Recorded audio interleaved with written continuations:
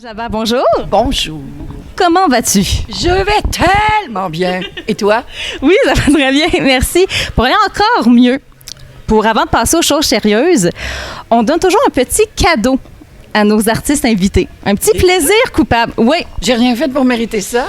On a contacté quelques sources et on a trouvé quelque chose pour te faire plaisir. Un peu avant le temps. Hey, je suis... Oh mon Dieu, je vais péter ta capsule de micro.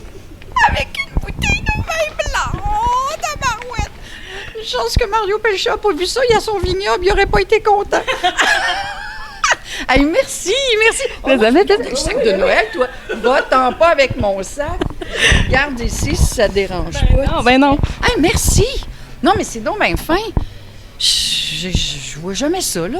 On aime ça, des entrevues conviviales. Puis, c'est ça. Après une longue journée promo, ça fait du bien. Oui, effectivement. Tout à l'heure, là, je vais la mettre au froid, puis vers 8h30, 9h, avant de me coucher, là, un bon petit verre. Ah, que ça va ronfler.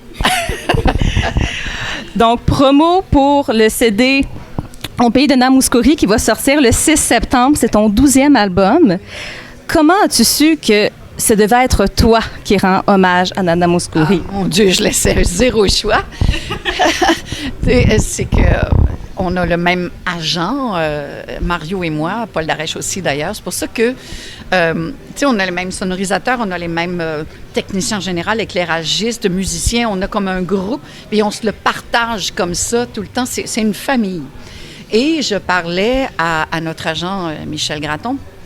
Et il m'a dit comme ça, au travers la conversation, il me lance que Mario avait un beau projet, puis que, bon, il n'était pas encore... tout n'était pas décidé, mais j'ai dit, est-ce que je peux savoir c'est quoi le projet? Tu sais, elle dit, il veut sortir un projet, un album, un concept Nana Mouskouri. Et là, tu sais, il n'y avait aucune idée, Michel, mon agent, que moi, là, ça ne pouvait qu'être moi, là, tu sais. Et je ne voulais plus, moi, depuis des années, moi, je donne des shows toutes les semaines de ma vie, 100, 150 par année. Et j'aime ça comme ça, tu sais, d'être dans la réalité du monde, d'être devant le monde, d'être dans l'action. J'adore ça. Bon, un peu fatigant sur la colonne vertébrale puis mes 60 ans, mais j'adore ça. Et je me disais, je ne sors plus d'album. C'est ça. Ça sert à quoi sortir? Avec la réalité d'aujourd'hui. Voilà, ça, c'est une autre réalité. Et, tu sais, comme écrire des chansons, prendre des mois, puis mon Dieu, que je l'ai fait. Et je l'ai fait, mais là, maintenant, j'écris plus des livres quand j'écris que des chansons. On dirait que pour l'instant, j'y arrive plus. Ça fait que j'avais zéro projet de faire un album. Mais quand j'ai raccroché avec mon agent, puis que j'y avais expliqué à quel point, j'ai dit, non, moi, n'importe quelle toune. Et je la connais par cœur. Et je veux dire, j'ai baigné là-dedans. Ma mère, qui est décédée depuis 20 ans, c'était ses seuls moments de tranquillité. Parce que ma mère était une travaillante. Elle n'avait pas le choix de travailler parce qu'on n'était pas riche du tout. Et c'est ma mère qui avait les épaules chargées du fardeau. Et puis, le plus beau souvenir que je me rappelle de ma mère, qui est imprégné jusque dans mes cellules, c'est les dimanches, là, quand c'était sa seule journée de congé, qu'elle préparait la bouffe pour la semaine, pour toutes nous autres, qu'elle faisait un petit peu de ménage, tout ça, puis qu'elle écoutait sa Nana Mouskouri. Ça, là, puis quand j'étais... Sa Nana, c'est... C'était sa Nana. Puis bon, elle est décédée depuis longtemps. Elle est partie vite. Elle a été emportée par une bactérie. Puis j'étais en tournée avec Dan Bigra à l'époque. Et puis, j'ai pas eu le temps de faire de deuil. Puis je suis pas là pour brailler pour ça, mais je n'ai pas vécu de deuil parce que je me suis dit, ah non, c'est passé. Puis...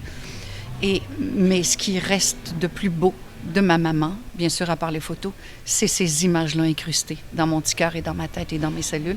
Ces moments-là, quand elle chantait à tue-tête par-dessus la voix de Nana Mouskouri, je n'ai jamais oublié ça.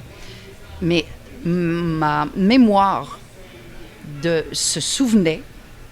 Et moi, je suis une TDAH. Moi, j'oublie tout à mesure où est-ce que tu me dis quelque chose, puis je suis déjà partie, il y a un écureuil qui passe, puis mon Dieu, l'écureuil! Tu sais, je suis plus là. Je suis vraiment comme ça. Mais ces souvenirs-là, jamais. Non, je n'ai jamais oublié les paroles de chacune de ces chansons-là. Puis, bien sûr, à l'adolescence, je suis passée à autre chose. La vie a passé, tu sais, ma mère est décédée, tout ça, j'ai fait ma vie, tout ça. Et quand Michel, mon agent, a dit ça, j'ai fait non. Donc, l'idée de faire d'album, tout ça, quand j'ai raccroché, tout était fini. Tout était passé. Je dis, yeah, j'ai un beau projet, je sors un album. Je sors un album? Ben oui, je sors un album. Et il est là. Donc, c'est encore important, l'édition papier, disque. Il y a encore la même fierté après autant d'albums que de le recevoir et de le déballer. D'autant plus. Écoute, Mario Pelchat est quelqu'un qu'on aime ou qu'on n'aime pas. Hein. Je veux dire, on fait des choix dans la vie. Mario est probablement au Québec celui qui croit encore à ce genre d'album-là, aux albums physiques. Et que si on ne met pas de promotion, si on ne met pas aussi des sous sur la promotion, ben si tu n'avais jamais entendu parler du ketchup, tu n'aurais jamais su que la marque existait. C'est la base du marketing. Mais maintenant, les maisons de disques, avec le peu de sous qu'ils font, ils vont, excuse-moi, là, mais c'est ça. Ils ramassent la subvention, ils te font faire un album, puis ils te font un petit peu de guili-guili pour voir si tu es content ou contente. Puis après ça, ils foutent ça là. Je veux dire, tu es aussi bien de le mettre sur la tablette aussitôt que tu l'as fait, parce qu'il y a zéro ou à peu près pas de promotion. La seule promotion, c'est nous autres, l'artiste qui le fait, puis tu sais, des entrevues partout. Mais Mario, il y a une pub télé qui commence la semaine prochaine. Mario a investi dans... Oui, on veut qu'il rayonne cet album-là. On veut que les gens sachent qu'il existe. Et si les gens savent qu'il existe, ils vont peut-être l'acheter. Mais s'ils ne savent pas qu'il existe, Mario est le seul au Québec, je te le dis, est le seul qui pense encore comme ça. Donc, je mets ça dans mon cœur, d'avoir le grand privilège de pouvoir avoir tout ce traitement-là grâce à lui. Donc, la promotion devient encore plus importante aujourd'hui et tu es quand même assez présente sur les réseaux sociaux. Comment tu gères la ligne de ce qu'on dit et ce qu'on garde pour soi? Au début, j'ai fait des erreurs. Au début, j'ai fait des petites gaffes. Mais ça n'a pas duré longtemps, tu sais, parce que je suis consciente. Tu sais, moi, ce qui est difficile, c'est que je suis la même dans la vie, que je suis la même avec toi, que je suis la même sur la scène, sauf que sur une scène, on est surélevé, les gens s'imaginent qu'on a plus de... Non, on n'a rien de plus que tout le monde. On a juste la chance de pouvoir communiquer et d'être vu par le plus de gens possible parce que tu es surélevé, tu sais. Mon Dieu, j'ai perdu. Tu vois, je suis TDAH. Cet album. Oui, c'est ça, c'était la promotion. Mais non, c'est ça. Vas-y, pose ta prochaine question parce que je suis déjà partie dans la tête. Il disait que, dans le fond, cet album-là, c'est aussi un hommage à ta mère, dans un sens. Mais toi, quelle démarche tu as fait pour retrouver ta Nana Mouskouri et non celle de ta mère?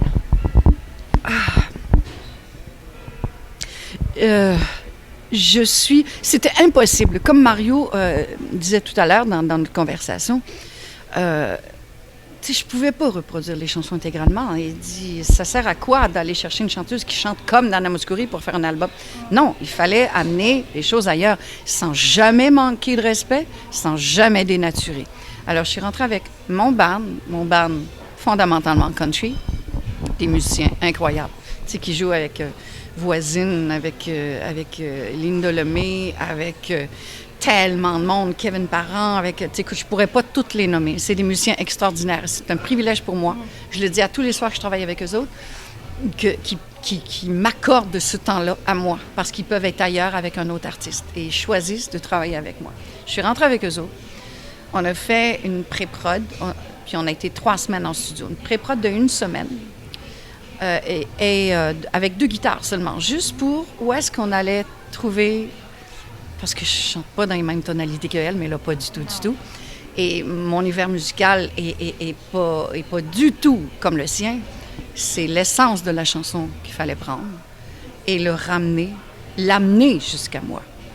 Avec mes musiciens, ça a été comme ça. Ça a été 3 semaines de pur bonheur. On a ri, on a déconné. Moi, je suis une ricaneuse, hein, tu sais. On n'avait pas remarqué. On a braillé aussi parce qu'il y a des thèmes qui sont durs, tu sais, on a pleuré ensemble. Puis à la fin de chaque session, on se faisait des chorégraphies de débile mental, de can-can, je te dis, ça a été 3 semaines, 1 mois de délices. Même pas de problème technique en studio. Ça, j'ai jamais vécu ça. Donc, je me disais, si ça coule comme ça de source, on doit être sur la bonne voie. Quelque part, oui. Et quels ont été tes critères de sélection pour les chansons? J'ai fait ça avec Mario. Évidemment, il fallait la volonté, c'était de le faire à mon son, c'est-à-dire country folk. Et donc, moi, je savais qu'elle a une tonne de chansons dans cet ordre-là, surtout, puis même fondamentalement country. Ça fait qu'on a fait des choix à partir de ça, mais il y avait aussi des choix que Mario, puis que moi aussi, parce que je les aime toutes, disait, hey, moi, j'aimerais ça que tu fasses le train dans la plaine. Et j'ai dit, ouais, mais pas country. Ma préférée.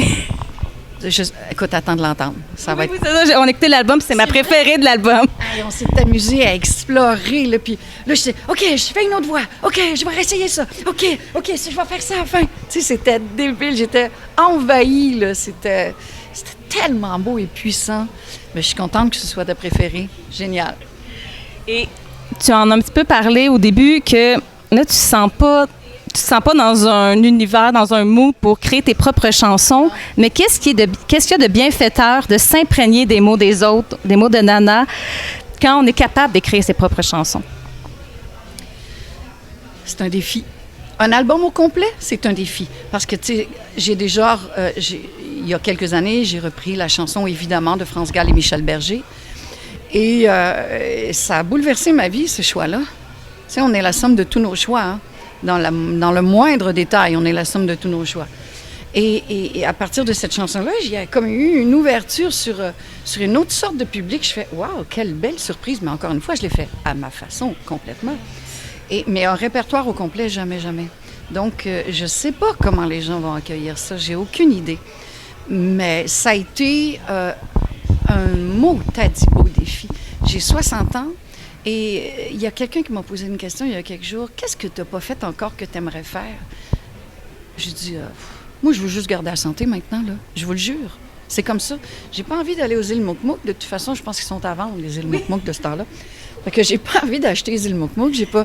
Tu sais, les voyages que j'ai eu envie de faire, j'ai eu des enfants, j'ai des petits-enfants, j'ai une vie familiale extraordinaire, j'ai une profession, une carrière. Tu sais que oui, on travaille fort, oui, c'est nous qui faisons rouler la machine avec l'aide de plein de monde, bien sûr. Mais qu'est-ce qu'il me reste à faire? Bien, prendre le répertoire au complet de quelqu'un et de faire un album. Ça, j'imaginais pas que ça allait être un défi et que ça allait être, oui, quelque chose que j'avais jamais réalisé et que maintenant, je l'ai fait et j'en suis excessivement fière. À part ça, je le sais pas. Je veux juste garder la santé, sincèrement. Vivre dans le moment présent. Je suis de cette école de pensée-là.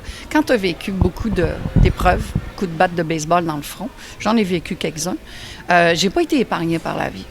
Par contre, ça m'a jamais enlevé mon sourire, comme tu peux voir, et mon fun de voir la vie. Et j'ai pas peur à demain en me disant, mon Dieu, qu'est-ce qui va m'arriver demain? Non, regarde, demain, ça sera demain. C'est aujourd'hui qui est important. C'est sûr que j'ai un horaire de fou, puis je fais, oh non, je suis aussi bien de pas regarder ce qui s'en vient. Mais c'est pour ça que je reste dans le moment présent, en fait. Dans l'album, on sent que tu t'amuses, que tu joues. Au niveau vocal, comment détermines-tu quand tu dois pousser la note et quand c'est mieux, quand c'est préférable pour la chanson de l'étouffer? Comment on appellerait ça? J'ai bien des défauts. Mais quand arrive le temps, quand j'écoute des albums, j'écoute beaucoup de musique. Moi, il faut que l'artiste, la chanson, le son, l'utilisation d'une guitare, d'un instrument, d'une batterie, d'un drum, il faut que ce soit fait avec goût. Il faut que le goût soit juste. Ça, c'est une exigence que j'ai toujours eue et que j'applique sur moi. C'est le goût. Est-ce que c'est trop? Est-ce que c'est pas assez? Est-ce que si je vais hurler à cette place-là, c'est la bonne place? Non, je le sens à l'intérieur de moi. Je le sens. Tu sais, je le sais juste qu'il faut que je m'arrête. C'est tout simplement, comment dire, c'est cliché, c'est tout simplement l'émotion de la toune. C'est tout simplement ça. C'est, tu sais, la possibilité de hurler, de crier, de chanter rauque, de chanter doux. Je peux faire ça. Moi, épater la galerie, ça me tente tellement pas de faire ça, là. Donc, c'est d'y aller avec ce qu'appelle la chanson, tout simplement. L'instinct. Environ 2 mois après le lancement de l'album, tu vas faire paraître ton deuxième livre, Tout porte à croire, qui est le même titre qu'un album que tu as sorti en 2007. C'est voulu. C'était voulu, oui. Tu voulais aller dans la même continuité des thèmes? Pardon. C'est-à-dire que cet album-là, qui est resté sur une tablette, comme je disais tantôt. Mais je crois que cet album-là, en toute humilité, là, sans aucune prétention, c'est probablement les plus beaux textes et les plus belles chansons que j'ai faites de ma vie. Et c'est passé dans le beurre complètement. Et les thèmes c'était profondément humain, c'était connecté à tout le monde, J'étais très fière, et je suis encore très fière de cet album-là. Ça fait que quand j'ai eu l'idée de faire le livre, c'était tous ces thèmes-là humains, de conscience humaine, de résilience, pas comment on rebondit, parce que j'ai aucune idée comment on fait ça, on rebondit. Moi, je reçois un coup, puis le spring me relève par en haut. Je sais pas comment je fais, mais je peux écrire là-dessus. C'est fou. J'écris des situations, je nomme des situations, je nomme des événements, et j'ai fait ce jour-là, il m'est arrivé ça, j'ai fait ça, et j'ai eu tel commentaire, et ça a ouvert telle porte. Et là, tu t'aperçois que tu peux inspirer à partir de tout ça. Et je me le fais dire, c'est à ça que servent les artistes, et je me le fais dire beaucoup, que, hey, maudit que tu m'aides à me lever le matin, toi. Hey, c'est-tu pas quelque chose de beau à entendre? C'est la plus belle chose à entendre comme être humain. Tu peux pas avoir plus beau. C'est le sens de ma vie, bien sûr, c'est avec ma famille, mais le sens à ma vie, c'est comme ça que je l'ai trouvé. Est-ce que c'est pour ça que c'est important de varier les formes d'écriture? J'en étais pas si consciente. Tu sais, je fais une chose à la fois, là. La TDAH, elle n'a pas le choix. Ben ouais. Mais j'en étais pas consciente il y a quelques années. Mais maintenant, ce médium-là, qui est l'écriture littéraire, et les rencontres aussi dans les salons du livre qui sont complètement différentes que après les shows, quand on est arrivé à 2 heures, on a fait les répétitions, le test de son, on a fait le show 2 heures et demie de temps, puis là, on va rencontrer le monde, on a la langue à terre, le monde sont fatigués parce qu'il est 11 heures et demie du soir, puis là, tu as moins d'énergie, mais tu veux être là. Salon du livre, tu es disponible, tu n'as pas donné de show physiquement 2 heures et demie avant, et tu es totalement disponible à recevoir le monde, puis c'est des belles choses, puis ils me prennent dans leurs bras, puis moi, je les prends dans mes bras. Et c'est là, on se raconte des belles choses, et c'est ça qui nourrit pour le reste de ce que je veux faire. Donc, avec tous ces projets-là, aujourd'hui, c'est quoi pour toi être une interprète de la chanson? Si je n'avais jamais été auteure-compositrice, je ne serais pas l'interprète que je suis maintenant. Comme je sais comment on construit une chanson, comment on construit une mélodie, comment on ouvre à tel endroit, comment on choisit tel mot, telle phonétique, je le sais, ce travail-là, je le fais, tu sais. Donc, quand je choisis une chanson ou une interprète, une grande interprète, ben j'ai aussi ces exigences-là. Tu sais, j'ai pas, moi, tout de suite l'envie de faire comme elle. Non, j'ai tout de suite envie sans dénaturer, comme je dis, j'ai tout de suite envie de dépasser ce qui a été fait. Même dans mes propres chansons, je les fais jamais 2 fois pareil. Jamais. Je veux dire, la roue tourne, elle n'arrête pas de tourner. Je ne vais pas radoter les mêmes chansons pendant 25-30 ans de la même façon. Ben non, c'est rire du monde. Donc, non, je fais ça avec mon propre matériel. Donc, je suis toujours en train... Puis aussi ce besoin-là que les choses changent, parce que je m'emmerde, moi, dans la routine. Et puis, mais c'est aussi pour tester mes musiciens. Comme ça, je vois si... Je change les choses l'après-midi même. Hey, les gars, à ce soir, on va faire telle chose. On ajoute un solo là, puis on fait ça, puis on change la tonalité. Ah, ouais? Oui. Ça fait qu'on pratique une couple de fois l'après-midi. Ça fait que le soir, ils ont 2 yeux ronds, puis ils me regardent. Ils veulent rien manquer. Je perds jamais leur attention. Non, c'est un peu exagéré, mais dans toute cette volonté-là de jamais ressasser les mêmes affaires au public. Justement, finalement, en parlant de vie de tournée, en 2020, tu vas partir en tournée solo, mais aussi une avec Brigitte Boisjoli. Oui, on commence la semaine prochaine avec Brigitte. Comment ça a pris forme, ce projet-là? Bien, je connais Brigitte depuis longtemps. Elle a embarqué souvent sur mon show qui s'appelle La Caravane Country, mais surtout qu'on est amis. Moi, j'ai beaucoup d'amis avec qui je fais tous mes projets de concepts de show de gang. Là, Paul Darèche, 2 frères, Maxime Landry, Annie Blanchard, Brigitte. C'est toujours un peu le même cercle. C'est des bons amis à moi. Et les pionnières, c'est les pionnières du country. Ça fait que autant francophone qu'américaine et britannique. C'est surtout américaine, country anyway. Mais non, il y a quand même quelques... Mais c'est ça. Ça, écoute, je me réjouis. On On a déjà fait un show à la Place des Arts où est-ce que j'embarquais pour quelques chansons de ce répertoire-là. C'était super cool. On riait tellement, j'étais obligée de débarquer de la scène puis m'asseoir en avant. C'est ça, c'est deux tornades sur scène. Là. Oui, non, mais c'est malade. Là. Tu peux pas t'imaginer. Il faut pas qu'on se regarde. Là. Regarde-moi pas, regarde ailleurs. Merci beaucoup. Merci infiniment. Bonne chance dans tous tes projets. 6 septembre au Pays de Nana Mouskouri.